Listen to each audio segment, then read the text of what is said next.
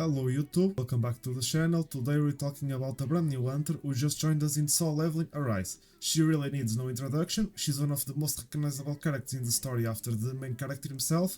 That's right, it's none other than Jinwoo's little sister, Jinah. So, who's she? Now, in the original story, Jinah isn't a hunter. Let's be honest, we've all wondered what kind of hunter she would be if she ever awakened. And now, we finally have our answer. She's a wind-type hunter, and her weapon of choice, a pretty unique one, an umbrella that acts like a spear that lets her create whirlwinds and even float in the air. So what's her build and role? Her ability is scale with defense, which means you'll want to prioritize defense as her main stat, as well as defense penetration, defense percent, main stat, substat, and flat defense as substats and her artifacts, as well as defense penetration and crit damage, crit rate, and damage increase on the last slots. Based on her skills, she seems designed as a supportive hunter, providing shields and damage buff to wind-type allies. Since we can see from her basic skills, she gives some sort of buffs that increase shield percent, and in the second one you have increased shield equal to her defense, and also damage, wind damage increases the damage. But if you look closely at numbers on her abilities, well, let's just say Little Sister packs a serious punch. As you can see, she deals massive amount of damage. If we consider her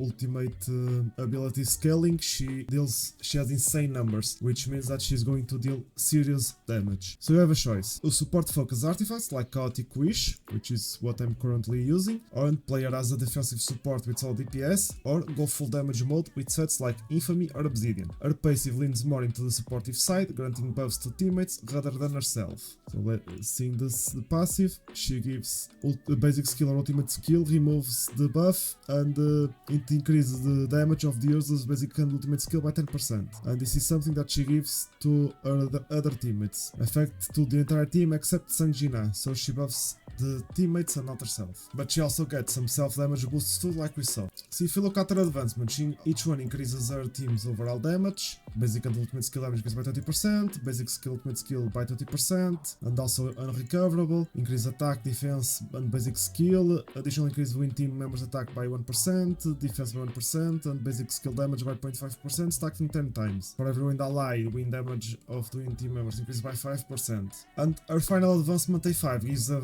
a major damage boost, so if you're planning to invest, A5 could be very worth it. As you can see, she deals a ton of damage, and she also decreases your cooldowns by a ton, which makes it so you can spam her abilities even more. Win teams are usually pretty strong in the game already, so if you've built one, Jinah should slot in nicely. Now for cores, here's what I suggest. For the top, Nameless Demon is a solid pick. It gives you critical hit damage when you use your ultimate skill.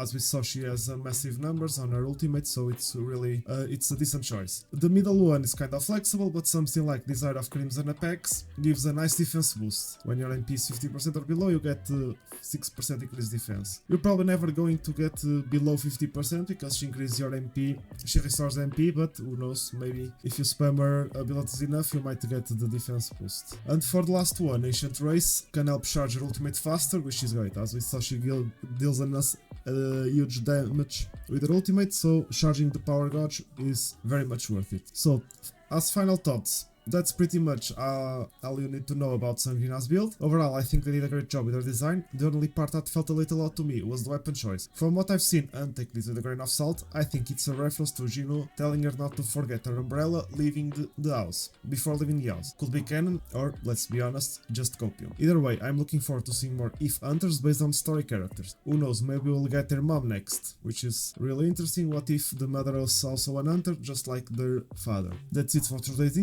video. If you enjoyed, be sure to like, comment, subscribe for more solo leveling Arise content. Thanks for watching, and I'll see you in the next one. Bye!